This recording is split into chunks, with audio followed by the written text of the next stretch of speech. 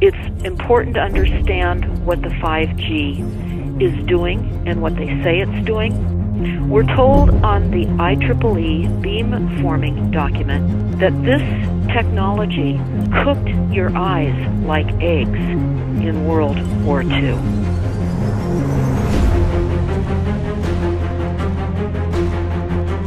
And you all need to understand these are military weapons.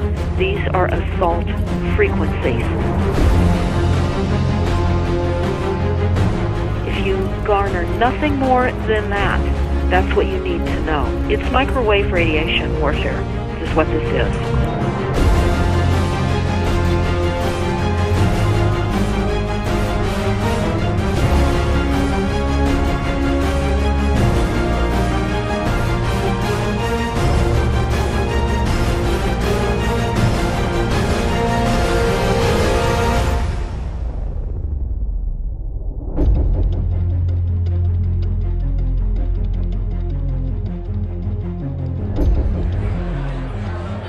Ladies and gentlemen, please join me in welcoming to the National Press Club Federal Communications Commission Chairman Tom Wheeler.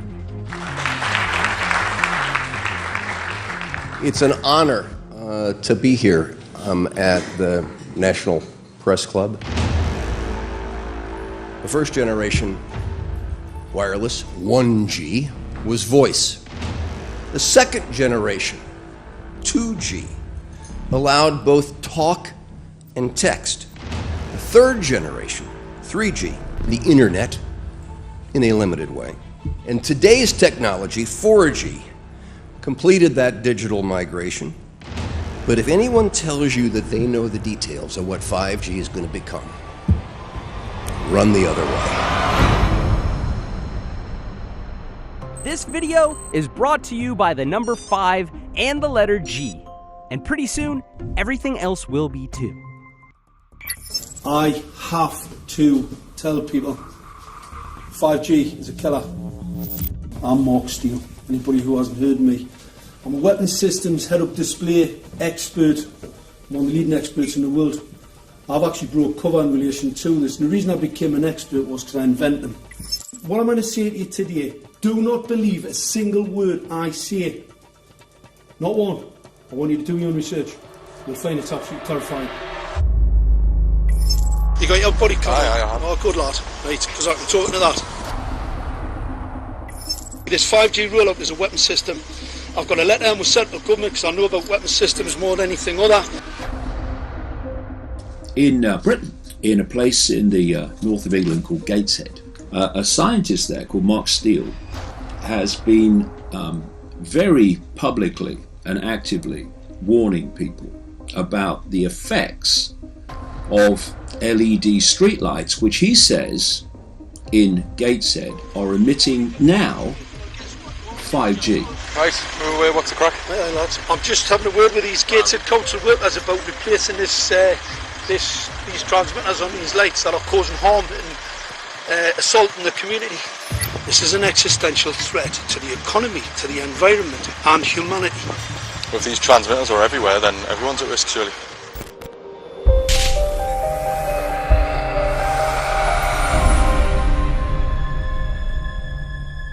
There's a lot of confusion about what 5G is.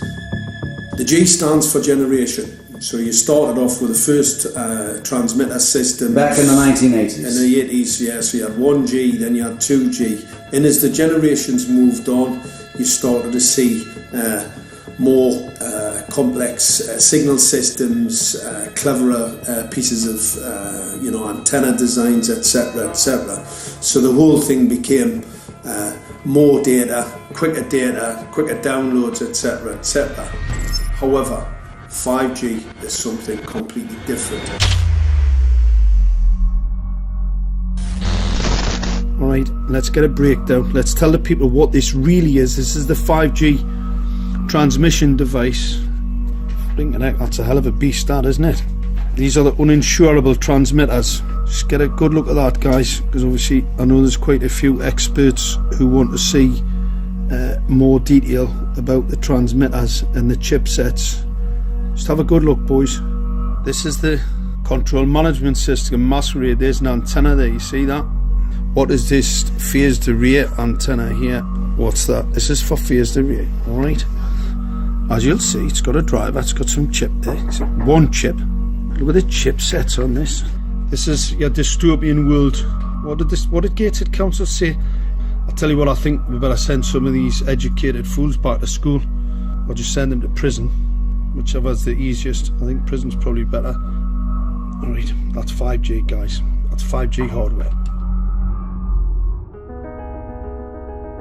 You must consider the whole part played by electricity in nature. Human beings cannot go on developing in the same way in an atmosphere permeated on all sides by electric currents and radiations. It has an influence on the whole development of man. This life of men in the midst of electricity, notably radiant electricity, will presently affect them in such a way that they will no longer be able to understand the news which they receive so rapidly. The effect is to damp down their intelligence. Such effects are already seen today. Even today, you can notice how people understand the things that come to them with far greater difficulty than they did a few decades ago. Rudolf Steiner, 1924. Rudolf Steiner noted that in 1924, since then our atmosphere has become far more permeated with electric waves of widely diverse types. There's no doubt now that electric waves, electromagnetic forces, cause direct biological effects. There's thousands of peer-reviewed papers on this subject. There's no doubt about it. But what are these effects? How are they affecting us? What can we do about it? We're now at a stage where we're putting in what's called 5G, which is a special type of broadcast for high-density information transfers. And it turns out that this is the same frequency bands that are used in crowd dispersal weaponry.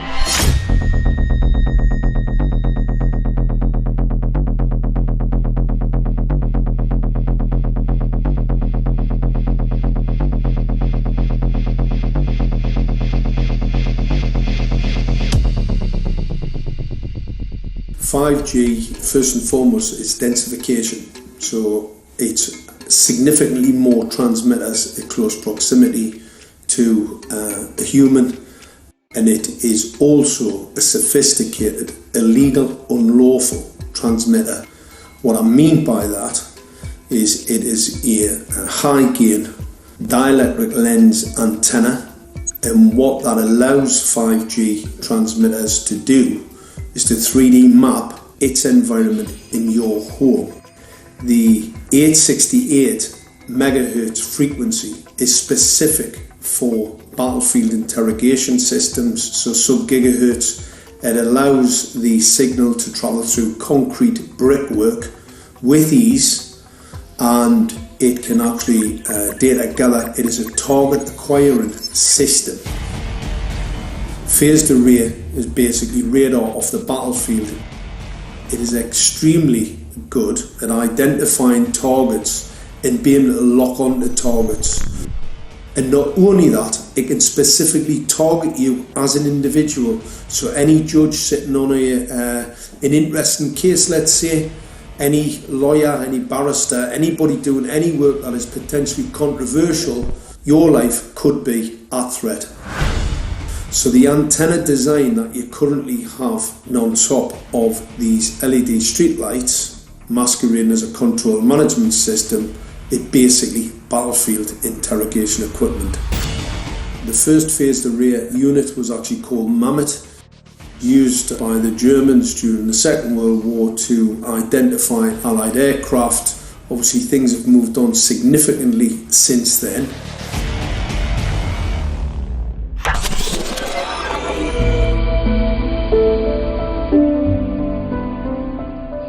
Well, I joined the Royal Navy in 1960, and I specialised in microwave warfare. Radar, obviously, which uses microwave, but they don't just teach you radar, they teach you all about microwaves and other uses. So I understood about microwave warfare and how it can damage people, how it can harm people. Microwaves then were used as weapons, as they are today. It is a perfect stealth weapon, and when governments don't like a group of people, For instance, the ladies who protest at Greenham Common in England about the American missile base they camped, they were microwaved. We microwaved Catholics in Northern Ireland to make them sick. It goes on all over the world, and it's a weapon that you don't know you're being targeted, because the dose is very, very low, which is actually more dangerous than a high dose. It's very, very low, and it may take a year or two, but you can cause neurological damage and cancers with low-level microwaves, and you can make all your opponents sick. It's a perfect weapon for a government. Our impulses are being redirected. We are living in an artificially induced state of consciousness that resembles sleep. Their intention to rule rests with the annihilation of consciousness. We have been lulled into a trance. They have made us indifferent to ourselves, to others. We are focused only on our own gain. Please understand, they are safe as long as they are not discovered. Keep us asleep, keep us selfish, keep us sedated. Almost immediately, I had neighbours knocking on the door, talking about children bleeding from the nose. I had images posted on Facebook. And one neighbour in particular came to my door and mentioned the fact that since the LED street lighting had been installed, she was bleeding from the nose every single night. I thought it was unbelievable. However, I spoke to another neighbour who lived not far from the first lady who mentioned this, and she also confirmed that since the LED street lighting had been installed, she also had started to develop nosebleeds and had never had nosebleeds before in her life. That then put me on a journey to investigate. I measured microwave radiation levels from the transmitters on top of the LED streetlights. The basic 868 megahertz, it was significantly higher than the current Council of Europe 1815 resolution, which is a maximum of 600 millivolts. I've measured up to over 3,000 millivolts. 5 to 6 times higher than the guidelines. Significantly higher than the current Council of Europe 1815 resolution, which states that 200 millivolts should be the maximum. The Bioinitiative report states that it should be significantly less than that. So we've got the Council of Europe, that's, the international criminal courts are stating that, the learned judges have said that 200 millivolts, and I'm measuring in bedrooms in Gateshead, minimum 600 and up to 4,000. Does this mean that in 2020, 2021, when 5G is destined to roll out globally, that you're going to get those kind of readings everywhere all the time? Everywhere all the time. Worse than that? Worse than that. Yes, 5G will connect the Internet of everything. If something can be connected, it will be connected in the 5G world. Hundreds of billions of microchips connected in products from pill bottles to plant waterers, requiring massive deployment of small cells. We won't wait for the standards. Now, to make this work, the 5G build-out is going to be very infrastructure intensive. We must reject the notion that the 5G future will be the sole provenance of urban areas. The 5G revolution will touch all corners, and that's damn important. The interconnected world of the future will be the result of decisions we must make today.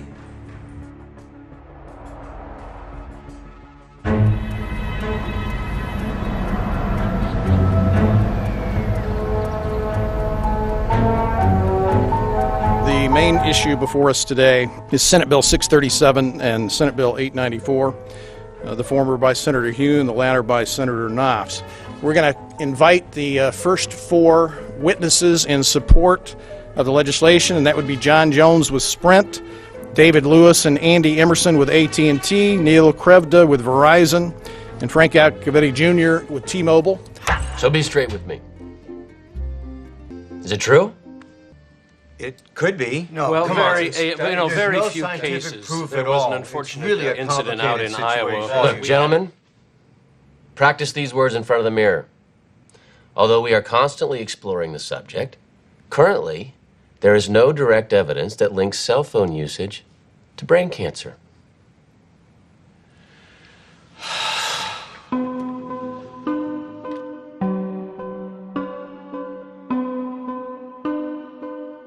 I'm Sharon Goldberg. I'm an internal medicine physician. I've practiced medicine for 21 years, and my background is mostly academic, internal medicine, hospital-based, clinical research, and medical education. I'm a certified Microsoft small business specialist. I worked on space station designing the cabling system for the airlock module, where I was responsible for EMI/EMC analysis, which is electromagnetic interference, electromagnetic compatibility. I am a professor in the Department of Epidemiology, Biostatistics, and Occupational Health, and I teach there both toxicology and health effects of electromagnetic radiation. My name is Daphne Tachover, and I'm the founder of an organization called We Are the Evidence. We are an organization that represents the many adults and unfortunately many children who have become very sick from wireless technology radiation. There seems to be a couple false Easter eggs being put out there right now. I want to make sure we dispel that right off the gate. The effects of wireless on health scientifically are very, very clear. So it's always pushed back to the definition of an acceptable level of radiation. And that's what this is, by the way. This is about radiation. Wireless radiation has biological effects, period. My name is Dr. Angie Kolbeck. I've been reviewing the studies showing the impacts of wireless radiation on our health, and there are now thousands of studies showing the following adverse health impacts to wireless radiation: cancer, oxidative damage, DNA damage, DNA failure. Things like memory, dizziness, anxiety, brain fog. Headaches, nosebleeds, cognitive problem, exhaustion. We have evidence of DNA damage, cardiomyopathy, which is the precursor of congestive heart failure. Short and long-term memory loss, decreased attention spans, lower reaction times, even involuntary contractions of muscles causing misalignments of spines and jaws. Breast cancer. We suddenly have breast cancer in women who have no DNA predisposition. Disrupted immune function and change in stress proteins, reproductive and fertility effects. There are dozens and dozens of studies that show beyond any doubt what this radiation is doing to our sperm. Now, if you take the cell phone out of your pocket, the sperm will recuperate within 3 to 4 months. What would not recuperate would be the damage to the DNA of the sperm. That is irreparable. The wife of the ex-governor of Indiana was diagnosed with glioblastoma. Same brain tumor Ted Kennedy had and John McCain had. Did you look at John McCain's scar? This is a cell phone brain tumor. LeBron James, one of our sports people, had a salivary gland tumor. That is another cell phone tumor. You didn't hear about it because immediately after that was discovered, he was paid by Samsung to become their spokesperson. We are seeing increases in brain tumors.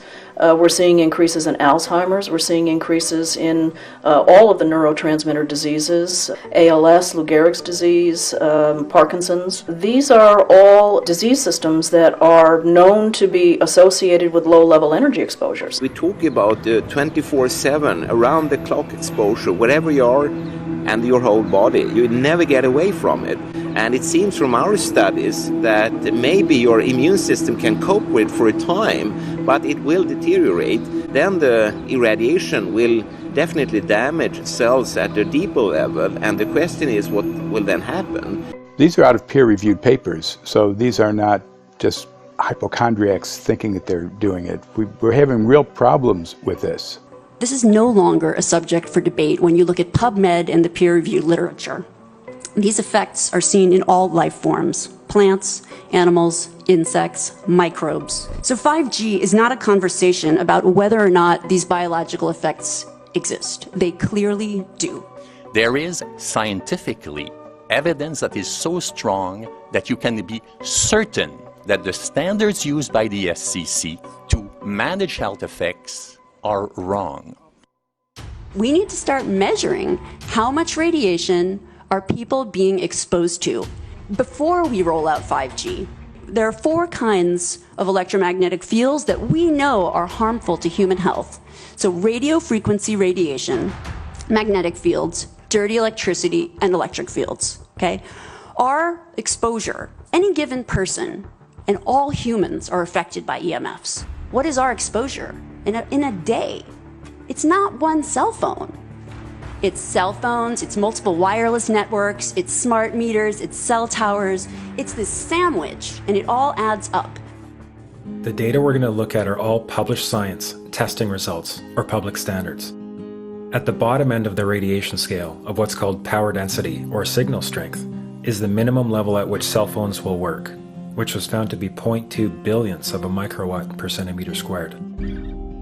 Pine needles were found to age prematurely at 0.000027. At short-term exposures of 0.05, children aged 8 to 17 experienced headache, irritation, concentration difficulties, and behavioral problems. 0.1 is the biobiology or building biology guideline for extreme concern. 1.0 produced sperm DNA fragmentation and a decrease in sperm viability in vitro. Also at 1.0, the science shows the following bodily effects can occur: headaches, dizziness, fatigue, insomnia, chest pain, difficulty breathing, and indigestion. 2.5 saw altered calcium metabolism in heart muscle cells. 4.0, changes in the hippocampus affecting brain memory and learning. And at 6.0, DNA damage in cells. So, where are smart meters on this list? Electrical Power Institute in December 2010 measured a single Itron smart meter with pulses up to 7.93 microwatts per centimeter squared. Our own testing indicated approximately 8.0 with 1 meter.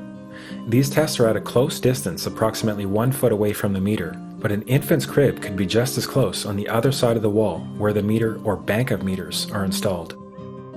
Even though there are all these known health effects at levels far lower, Switzerland, Liechtenstein, and Luxembourg see fit to set the standard at 9.5. And China, Poland, and Russia, 10.0. This is the same level at which behavior has been altered, producing reflexes of avoidance following 30-minute exposures. A room of 12 smart meters, very common and even a conservative number in an apartment building, tested at 19.8 microwatts per centimeter squared. This is hundreds of times higher than levels which clearly indicate harmful effects. So, how can utilities and governments get away with forcing these devices on everyone? This is how. In Canada and the US and several other civilized countries, the safety limit is set at 600 to 1,000 microwatts per centimeter squared. This so-called safety limit is literally tens of thousands of times higher than levels which are known to damage health according to peer-reviewed published science.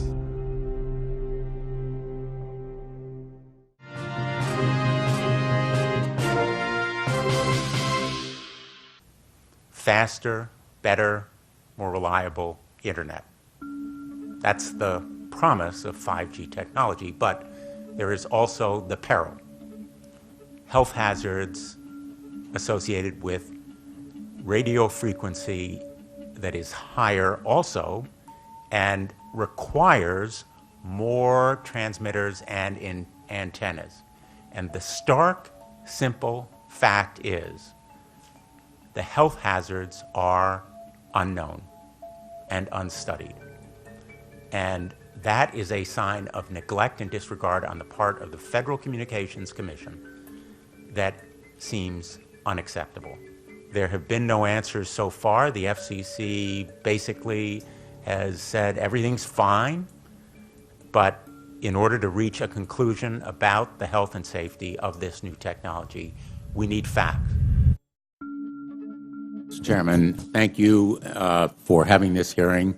5G, as you well know, also uses higher frequency waves that don't travel as far and will rely on a network of hundreds of thousands, potentially millions of small cell sites. And the question then is, are there any health implications, any public safety implications to those additional sites that are likely to be located close to homes, schools, workplaces, and closer to the ground? Correct? Correct, Senator. Yes.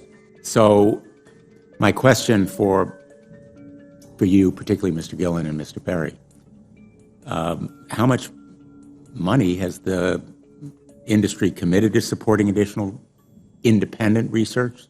I stress independent research. Is that independent research ongoing? Has any been completed?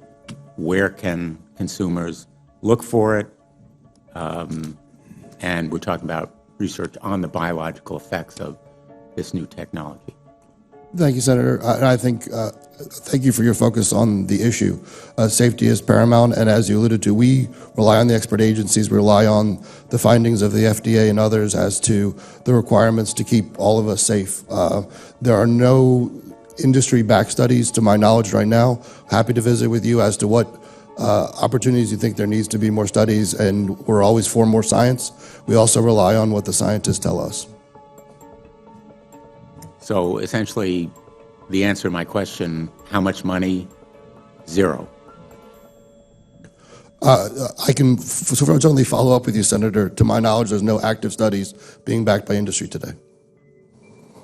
Anybody else know of industry commitments to back research, fund it, support it, to ascertain scientifically the health effect?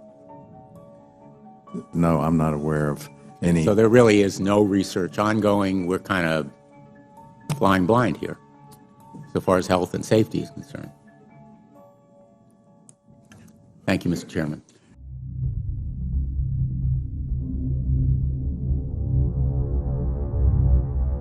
You're a trained medical professional. Yes. We don't have one on the panel.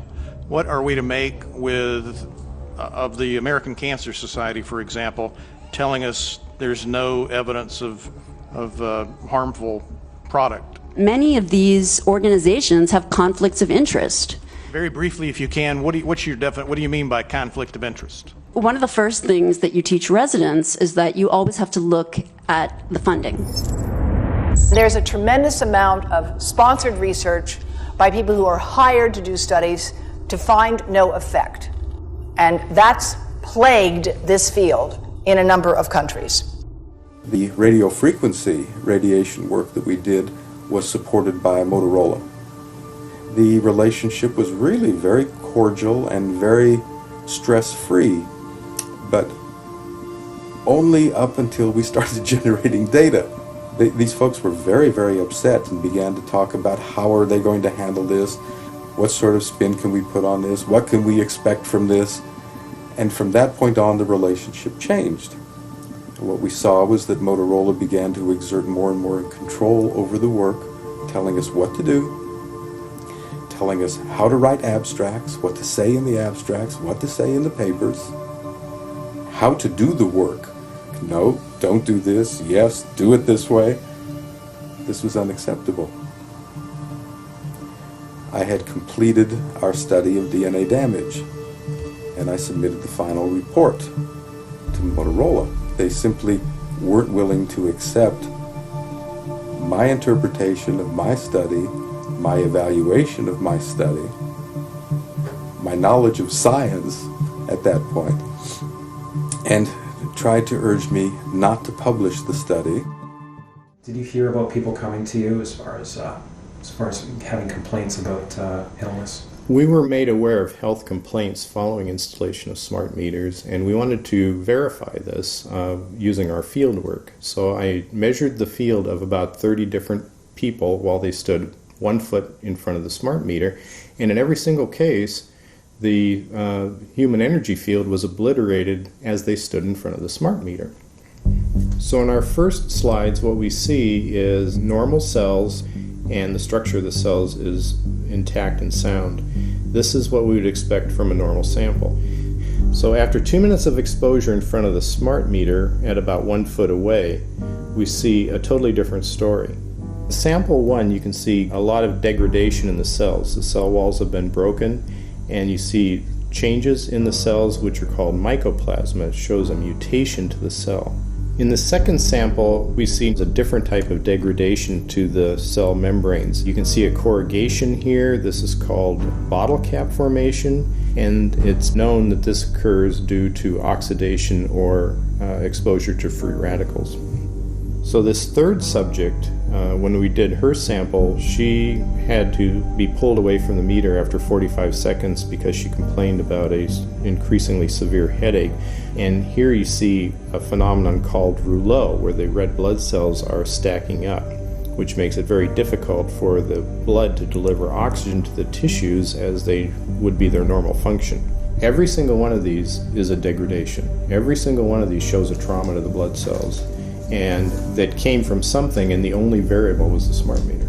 The good news in all this is the patient and the blood can return to normal once they have been removed from the influences of these stressors.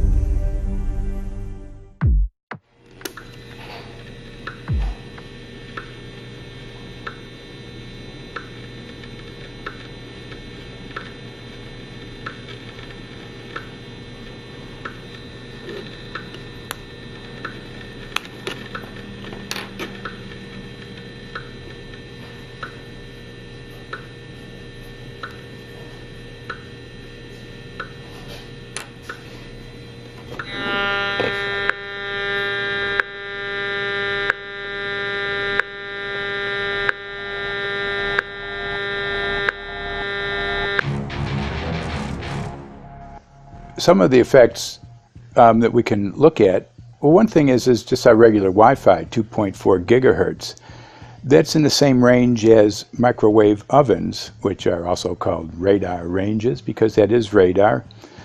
2.4 gigahertz is interesting. It's not the peak absorption rate in water for microwave frequencies, but it's at a point where it allows full penetration, because if it came in at the peak, it would prevent the insides from getting warm. So that's with basic Wi-Fi. Now when we look at 5G, 60 gigahertz, this is what they call active dispersal sort of weaponry, just to keep people back. It burns the skin. It doesn't penetrate, but 60 gigahertz is the frequency of oxygen molecule absorption. Since they have electrons that they share with each other, what we breathe is actually O2, pair of oxygen. So being bombarded with 60 gigahertz could very well impair our oxygen absorption rate in our body, and thereby the whole basis of our living system. Martin Paul says, putting tens of millions of 5G antennas without a single biological test of safety has to be about the stupidest idea anyone has had in the history of the world. So assessing all this, we have experts in various fields: military EMF weaponry, biological effects on humans, firefighters that are getting cognitive impairment by being there in them, countries that are banning these sort of technologies around schools because of the impairment to cognitive. Let's weigh that up in light of what Rudolf Steiner said in 1924 about just mere radio causing the impairment of cognitive functions on people, that they can receive news from around the world, but they can't understand it as well because of the effect of the electricity. We have to say, something smells sinister here. With the fifth generation, it's actually a whole new ballgame. It's not using the same technology. They're switching to military-grade millimeter wave technology. And when you look at this technology, I mean, if you go and look at DARPA reports, come and look at some of the patents that the United States military has put out on what they can do with psychological weapons, all sorts of things, crowd control, active denial, anything you can think of, this is what they can do with 5G. So any type of military application you can think of which has an electromagnetic base, they can do with 5G. And they're putting this out blanket across the population. Ladies and gentlemen, the President of the United States. Good evening, my fellow Americans. In the councils of government, we must guard against the acquisition of unwarranted influence, whether sought or unsought, by the military-industrial complex. The potential for the disastrous rise of misplaced power exists and will persist. We must never let the weight of this combination endanger our liberties or democratic processes.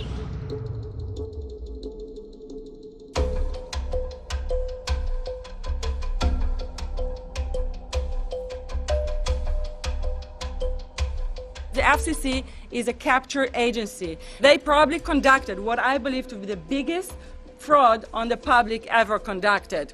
The FCC has been described by Harvard University's Center for Ethics writer Norman Alster as the most captured agency in D.C., acting more as an industry cheerleader than a regulator. This is especially true today with 5G, where there are serious safety concerns and potentially misleading information coming from the FCC. For example, the previous chairman of the FCC is Tom Wheeler. He was the head of the Wireless Lobby Association for 14 years. Now remember, Obama told us there would be no lobbyists in his administration, so he took the biggest lobby and put him as a head of the FCC. And that's damn important.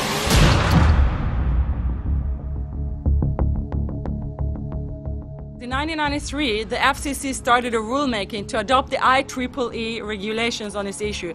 IEEE is an engineer association. Why is it that we adopt regulation of engineers who maybe know how to measure this radiation when it's passing a wall, but not when it's passing a body? All our health agencies objected it, saying that it makes no sense to adopt engineer association, that they had not even one biomedical person on their team. They are effectively indemnified against adverse health impact lawsuits when the acceptable limits are higher than the limits actually shown to show harmful health effects. The FCC guidelines were developed for short-term exposures, 6 minutes, 30 minutes, depending on it's a phone or an outdoor exposure. And they have absolutely no connection to the biological effects that have been very clearly summarized in the Bio Initiative. So as you can see, there's a number of individuals in this room today that have serious concerns about this as regards to their health. If one of your companies decides to put one of these small cells up at a pole that's within, say, 50 feet of one of their houses, what recourse do they have to say, is there a way to move it somewhere else? There's language in the bill so that the authority can require the applicant to come forth with certification of compliance with the FCC's rules related to radio frequency emission. Remember that denial of request or denial of permit request that you can put in? It's going to point back to the acceptable levels as determined by the FCC. Not the EPA or not the CDC, the ones who usually take care of health concerns, but by the FCC, which is staffed by former members of the telecommunication industry. That's the fox guarding the hen house. It's a fact that most insurance companies will not indemnify against EMF effects. Telecom companies around the world are warning their investors of potential major costs due to real or alleged risks of EMF pollution from their products. Interestingly enough, they're warning their investors, but they're not telling their customers. They're basically keeping it quiet because that's where their money comes from. So we're using technology that could be very potentially harmful to us, and the investors know it. But their only worry is that they might lose money, not that our health might be affected. First of all, I think what you should really think about is why is it that they're not insured? It's not that they chose to be self-insured. They actually rejected by the insurance company from being insured because they understand the risk. And so the insurance companies, the big insurance companies, will not insure the telecommunication? So there's insurance companies, and then there's what's called secondary insurance companies. Secondary insurance companies are the insurance companies that insure the insurance companies. So in an event, an insurance company, let's say I insure Verizon, and it may not be able to meet the claims, then the secondary insurance company is kicking in. Like Lloyd's of London? Sorry? Like yes, Lloyd's of exactly. London? So two leading ones would be Lloyd's of London and Swiss Re. Both told the insurance company not to insure the wireless industry, and this is why they're not insured. And that should give you a hint. Now, this is exactly why they have to prevent a health lawsuit. And how do they prevent lawsuit? That goes back to Section 704.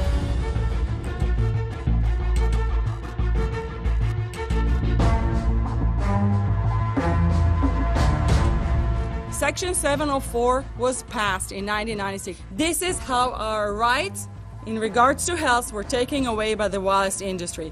What this legislation did, it gave the power to regulate the health effects of wireless technology to the FCC. FCC is a spectrum auctioning agency. It's not a health agency. They don't even have one biomedical person on their team. And then the other thing that Section 704 did, It actually took the power from the state to regulate location of cell towers based on health. And what does it mean? It means that if they want to put a cell tower in front of your home, you cannot go to your city council and say, hey, stop, I don't want it. I just heard in a lecture that there are 10,000 studies proving that it's harmful. I don't want it. My child is sick. They will tell you, stop. You're not allowed to mention this in the city council because Section 704 says that if you will, and if the application will be rejected, the city will be sued, can be sued by the wireless industry.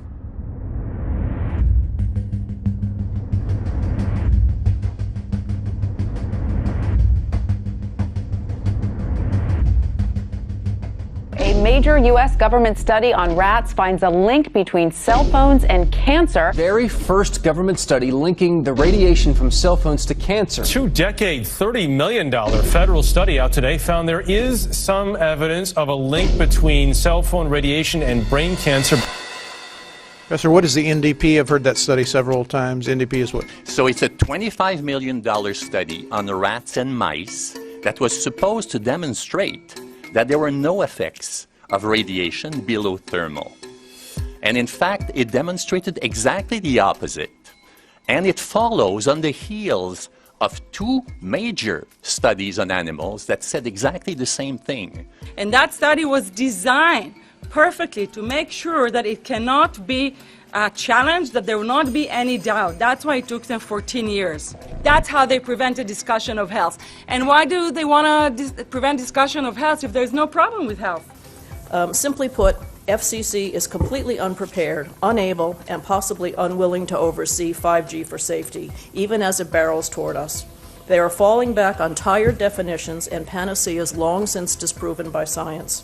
To make matters worse, recent FCC rulings and numerous industry-friendly bills passed at state and federal levels between 2016 and 2018 removed the last vestiges of local and state review over infrastructure siting, just when we need it the most.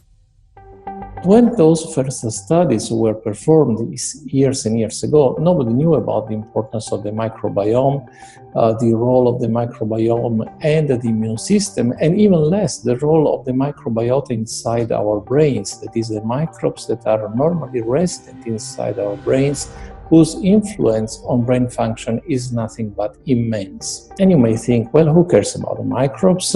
The less microbes we have, the better it is. Well, we know by now that this is not absolutely the case, because microbes are truly essential for the development and function of all our organs and systems. Our immune system is based on the microbes we have in our gut.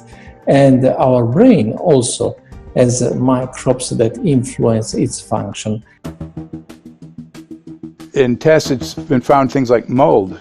If you grow mold inside a Faraday cage, it'll grow one way, and then even if the electromagnetic fields are around, take the Faraday cage away, and some sort of 600 biotoxins are developed within the mold because of the effects of the EMFs upon it. Electromagnetic fields, even of weak quality, have an effect upon our microbiome, which is really essential to our whole being. This is going to eviscerate microbial DNA inside human beings, which is our effective operating system, number one. So it may not impact human DNA in laboratory experiments right now, and they're saying it doesn't impact human DNA. But given that human DNA is less than 1% of the cellular DNA in the human body, the rest of the cellular DNA is microbial, and we know that this will eviscerate microbial DNA. So we're talking about a takedown of the operating system of human beings. Exactly. I couldn't have put it better myself.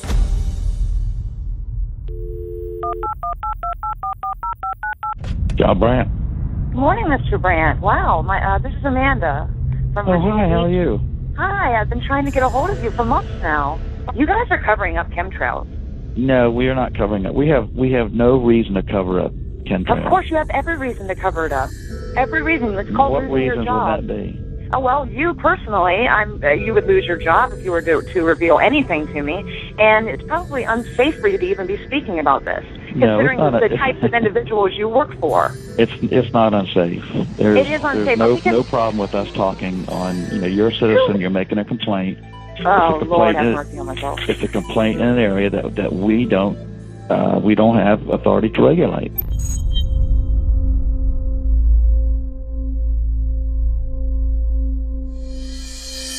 So the connection between chemtrails and 5G.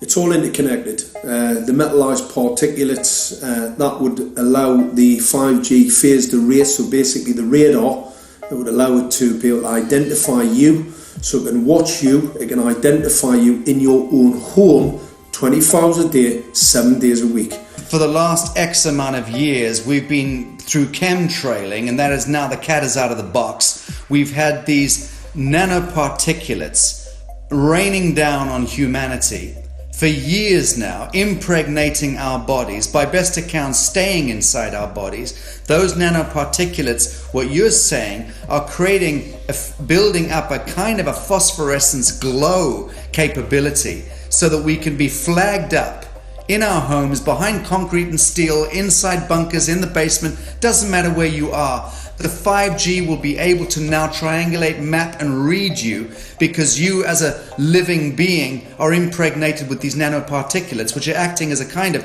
transmission and reception technology. It's exactly, absolutely exactly. You have to consider that DNA also works as a fractal antenna, which is able to send and receive and also to process signals under the form of radio frequencies. Well, then there is no doubt that artificial radio frequencies, such as those of cell towers, and in particular these new types of towers that have a much higher density of signals, they may somehow interfere with the ability of DNA to retain and transmit biological signals. So this is one level of danger that very few biologists are aware of. How much effort was put forward to address this, what most of these people are, or many of these people are here for, which are the health concerns? Was there any dialogue back and forth? Was there any working, was there many studies evaluated to look at regarding this area? Maybe not every person that has concerns on the legislation was brought to the table. Okay, so from your perspective, you feel that there was a legitimate amount of time to evaluate the data that the opposition would have on this? Absolutely, and I wouldn't put forth something that I didn't believe in. And I'll tell you, as I mentioned earlier, and it's been commented several times amongst the panel here, this is truly an economic development issue. Our 3-year-old, again at home, is outraged when we pull out the driveway and he's not able to access Wi-Fi.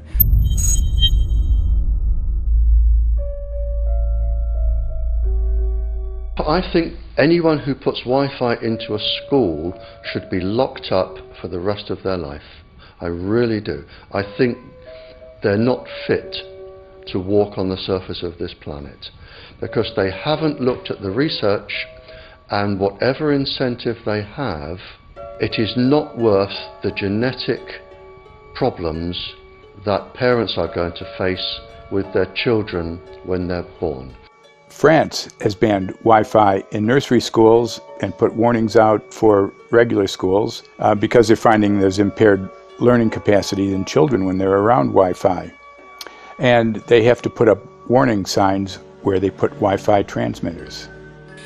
When I got sick and I learned that they're putting Wi-Fi in the schools in Israel, I was very sick at the time, but I could not tolerate the thought that children in the schools will become as sick as I have. And after a few months of correspondence, I submitted a Supreme Court case in Israel to ban the use of Wi-Fi in the schools and replace them with wired network. The 4 top diseases that kill our children, our young adults right now, are brain tumors, thyroid cancer, testis cancer, rectal cancer, everywhere we put our cell phones. And a lot of our children are sick and they're being misdiagnosed and mistreated because the wireless industry has put billions and billions of dollars in the past 30 years to mislead the public as to the health effects and keep the public uninformed. We are performing an experiment on children. We are exposing children to microwave radiation for 6 hours during every school day. We have had absolutely no studies looking at the long-term effects of this radiation on young people or even on adults. A considerable amount of research shows that developing brains and bodies of children are much more affected than adults. And there are clear indications of a link between increased electromagnetic fields and autism spectrum disorders. We took 10 autistic children and went back to the sleeping location where the mother was when she was pregnant with that child and compared it with the sleeping location of a mother that gave birth to healthy children. We had 10 mothers in that group, 10 mothers in this group, and in the group of the autistic children we found that the measurements that we got for the microwave exposure was elevated compared to the group of children that were normal. The fetus is affected. The exposure to man-made electromagnetic fields has become the first factor that could be isolated ever in autism that could predict autism. The fifth generation of wireless technology, or 5G as it's being rolled out worldwide without safety testing. Let me say that again, without safety testing. And how we've got scientists and doctors and environmental organizers saying, stop this. Because in terms of the effects of wireless radiation, the science is in. Wireless radiation can lead to cancerous heart tumors, brain tumors, DNA damage. Wireless radiation is linked to infertility, to autism, Alzheimer's, and more. And guess what? All the effects that I just listed, those are some of the effects that are known according to the technology that's being seen today. First of all, you have to know that we know that the other EMFs that we're exposed to are already known to be health risks. And basically that 5G, because of the frequency that's going to be used and because of the extraordinarily high pulsation levels that will be used, is a much bigger threat to our health than the things that we already have, which are very substantial threats to our health. We're not just talking about the intensity. We're talking about the frequency and the very high level of pulsations. There's a huge literature which shows that pulsed EMFs, EMFs that pulse up and down very rapidly, are in most cases much more biologically active than our non-pulsed EMFs. Every single wireless communication device communicates via pulsations, but the industry completely ignores this issue. The problem with 5G is that they're planning to put out tens of millions of these antennae all over the place without doing one single biological safety test. Are you implying possibly that we, the consumers, are the guinea pigs since they haven't really done tests to see the effects in a smaller setting? I mean, that's not an implication, it's a statement. We are, yes. Cancer is not the main concern that I have. I'm really concerned about sperm count and about effects on pregnancy. How many of you know that 1 in 6 American couples is unable to have a child when they want to? How many of you know that last year the birth rate in this country dropped the most that it ever has in recent history, 3% in a single year? People look at the sperm, and people use cell phones, and the sperm, usually sperm swim, and they swim straight. But if you expose them to radio frequency, mobile phone waves, they swim in a circle. Studies have been done here in Australia, taking sperm from healthy men. And one test tube gets exposed to cell phone radiation, and one test tube is not exposed to mobile phone radiation. And then the results are evaluated. And this is a measure of vitality. We measure how well the sperm swim. This is a measure of motility. This is a measure of mitochondrial DNA damage. They have 3 times as much damage on their DNA if they have been exposed to mobile phone radiation. The data on that are rock solid. Cell phones can damage sperm quantity and quality. Your embryo, your uterus in the fetus, where your child is developing for the first 100 days, in the ovaries, the eggs do not have that protection. So they are at maximum risk from radiation. And for the first month or so, you wouldn't even know you were pregnant. You wouldn't even be taking precautions. That is the main danger area. So you give birth to a daughter, but her ovaries are now contaminated. She may be normal, she may be genetically damaged, but her ovaries are at the most risk. So when your daughter grows up and she becomes pregnant and has a baby, this is where one of these eggs will be fertilized and come out. So the real damage here is your grandchildren. That is where it is going to show most. Do you think that there is a chance that within the third generation of females, they may be irreversibly sterile? Not in the third generation, but in the fifth generation, and that would for humans be something in the order of 150 years ahead of us. And of course, then it's too late to say that you are sorry, and it's very too late to say stop. There's a wealth of papers. I mean, we're talking about thousands of published papers in the scientific literature, few of which, or sometimes none of which, have entered the official documentations from authorities and likewise. So I think it's really time to have an independent compilation of data. Such was done at August 31st, 2007 in the form of the Bioinitiative report, of which I was one of the authors. And then we put together approximately 2,000 scientific references on a little bit more than 600 pages, clearly saying that if you, for instance, if you are a rat or a mouse or a cell or a molecule, you should definitely not allow yourself to be exposed to this.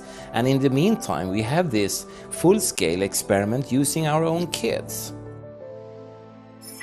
One interesting case, John Patterson, he was a telecommunications engineer in Sydney, Australia. Very brilliant man. For 20 years, John tested Telstra digital systems. Over the time, he realised the dangers of electromagnetic radiation. It disrupts the bioelectric system of your body, which is really your brain, your nervous system, how your muscles talk. And he tried warning of these effects through different agencies, through his company. Got all the test gear out and measured it and drew up a report, and I was immediately removed from service. Finally, in 2007, he took matters into his own hand. He commandeered a used British Army tank and went and destroyed 6 cell phone towers in Sydney, Australia, because he wanted to stop this. He was trying to make a point. The message was that how dangerous it was. You know, these people were elected by us to manage our infrastructure in a responsible manner. That is the sole purpose of government if it's going to exist at all. And if it doesn't do that, then it has no right. It is invalid. So we need to pull this infrastructure down. We really do. But in order to do that, I mean, we can't just be some violent domestic terrorist. You've got to bring this awareness to the people that these towers are doing them damage. You don't need bandwidth that fast. And they're not doing it so you can download movies quickly. They're doing it so they can track every single thing you do and bring in this social crediting system to control even everything you think. There's a story about a lady called Claire Edwards. She was a United Nations staff member, and she was warning of the potentially catastrophic dangers of 5G technology. I took the issue to the UN Secretary General, Antonio Guterres. He is a physicist and electrical engineer, and lectured on telecommunication signals early in his career, yet asserted to me that he knew nothing about the dangers of 5G. Current public exposure levels are at least 1 quintillion, that's 18 zeros, 1 quintillion times above natural background radiation, according to Professor Olle Johansson of the Karolinska Institute in Sweden. The highly dangerous biological effects of EMFs have been documented by thousands of studies since 1932, indicating that we may be facing a global health catastrophe orders of magnitude worse than those caused by tobacco and cigarettes. 5G is designed to deliver concentrated and focused electromagnetic radiation in excess of 100 times current levels in the same way as do directed energy weapons. There is currently an international appeal signed by 237 EMF scientists from 41 nations, urging the UN and particularly the WHO to exert strong leadership in fostering the development of more protective EMF guidelines, encouraging precautionary measures and educating the public about the considerable health risks, particularly the risks to children and fetal development. Sorry, because we are talking with someone that is a little bit ignorant on these things. If you're talking to the Wi-Fi systems, I become worried because I put those devices in my house. I will have to, I mean, I'm a confess my ignorance on this. We will have to, but I'm going to raise this with WHO, which I think is the organization that might be able to deal with it properly, because I must confess I was not aware of that danger.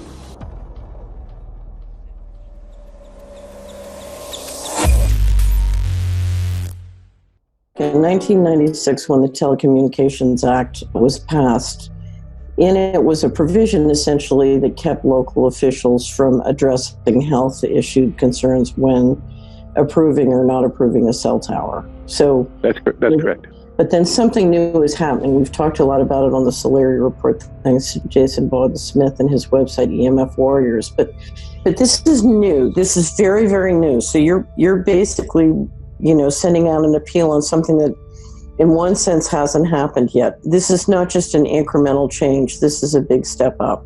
It's a sea change. An onslaught's not an improper word. It's a bombardment. So instead of a cell tower 1 mile or 2 miles from you and you still have cell phone service, we're going to have antennas every block, and some poor soul is going to have one mounted to a utility pole maybe less than 20 meters from their home. So this kind of, invasive bombardment with this many antennas, I mean, just in 1 square mile, if you do the math, 1 per block and 16 blocks per mile, that's about 250 antennas per square mile. The millimeter wave is untested. Former FCC Chairman Tom Wheeler openly said that they don't plan to test. We won't wait for the standards. And then our appeal also addresses the fact that there's a plan to roll out 5G through satellites in low Earth orbit. So 20,000 satellites, which will cover every square foot of the planet with a 5G signal.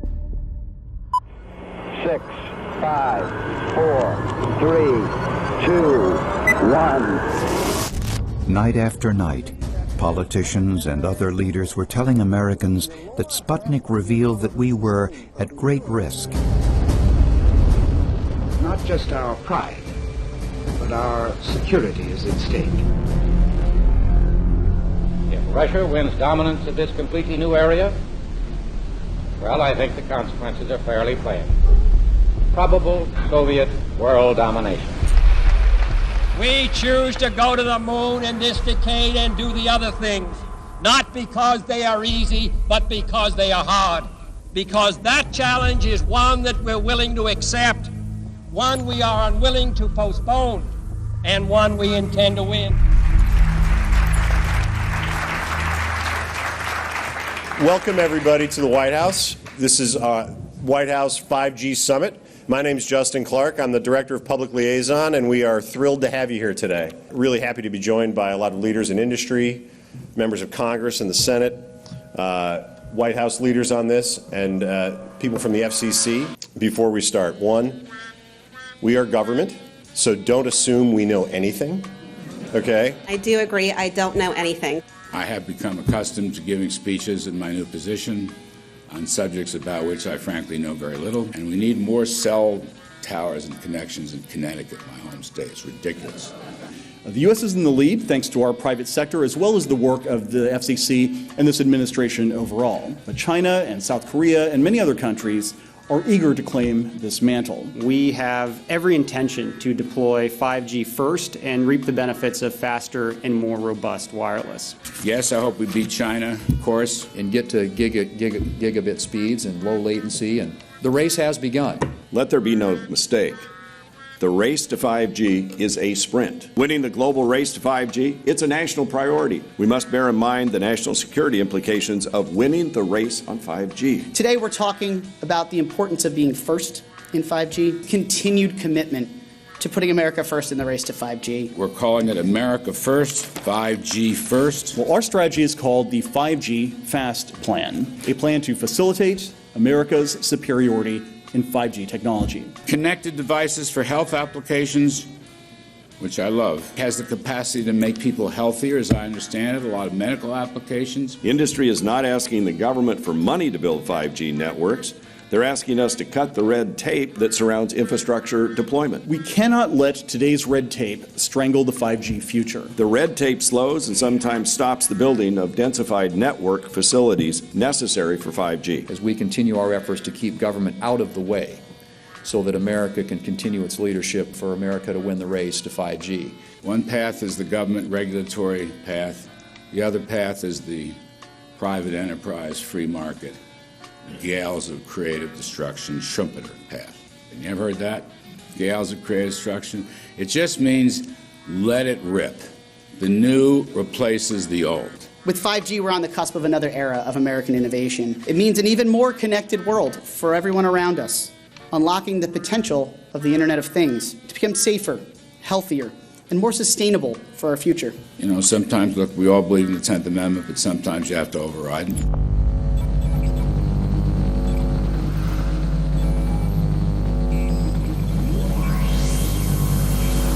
By the way, the 1996 bill permits that kind of override. We're not here to be completely heavy-handed, but sometimes you got to do what you got to do. And some of these states or cities that don't want to cooperate want to shake us down. We can't allow obstacles and barriers to stop this movement. That's all.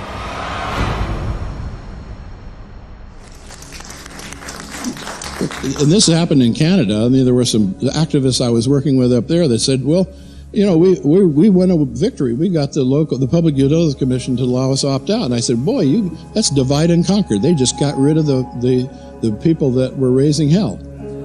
So, you know, that's not the answer. We need to opt out everybody. An opt-out is an agreement to pay to not be harmed. An opt-out is volunteering into extortion. An opt-out says that if I don't pay you, you have the right to harm me. So that doesn't work. This is a mandate. This is being pushed down your throat by a company that is not responsive, by a government that is not responsible, and it's being done in a collusion that's designed to undermine the individual rights of individual people in communities across the country and around the world.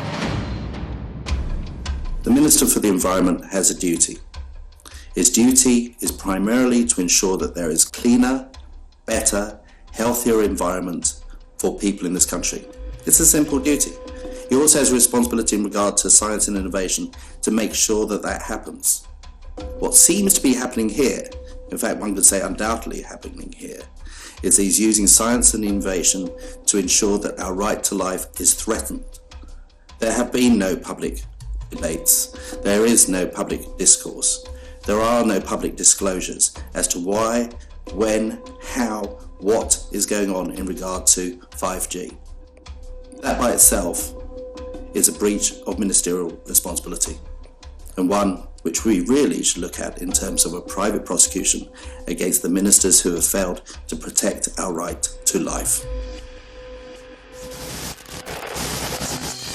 Okay, smart technology, smart meters, smart cars, not that smart, huh? What does smart mean? Anything that has smart attached to it, secret militarised armaments in residential technology. That's where smart came from.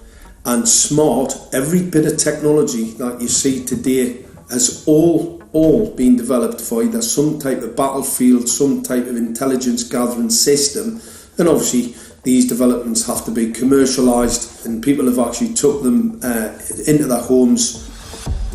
The definition of a smart grid is a wireless system that will fundamentally turn every single appliance in your home into the equivalent of a transmitting cell phone. That's every computer, every television, every furnace, every air conditioner, every coffee machine, every printer, every single appliance that you have in your house will eventually, in a smart grid, have an antenna that's embedded into it that will transmit your usage data to a smart meter on the outside of your home that will then transmit your usage data to another tower receiving that usage signal that will then go to the utility company for supposedly billing purposes.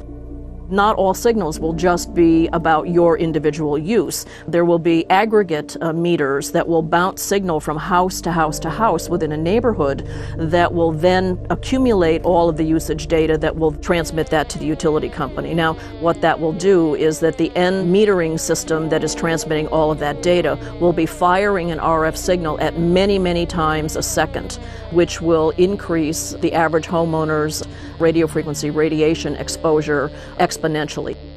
This picture shows some aphids on the leaf of an orange tree shortly after radar equipment was installed at a nearby airport a number of years ago. I noticed that every few seconds all the aphids would tense up in unison and do sort of a little dance, as you see in the picture. Upon further investigation, I found that the interval of time between the activity of each dance coincided exactly with the rotation of the radar rotor device at the airport, which was a distance of approximately 14 miles. The antenna arrays create this steerable beam, which helps concentrate the energy. The beams get pointed at the user. What's a MIMO tank? Massive in, massive out. British government have got a plan to roll 400,000 out. This is so that you've got 5G in every nook and cranny, every part of the countryside, so that you can have autonomous tractors, believe it or not. However, those transmitters, these are radar. It is phased array radar. Though that radar signal sweeping the countryside will kill every pollinator, every biological structure, it will sterilise livestock, it will kill the ground, consequently land won't have a value, obviously farmers will die, the community will be under attack. The community will be under attack. If we can't produce food, if we kill all the pollinators, we're in serious trouble.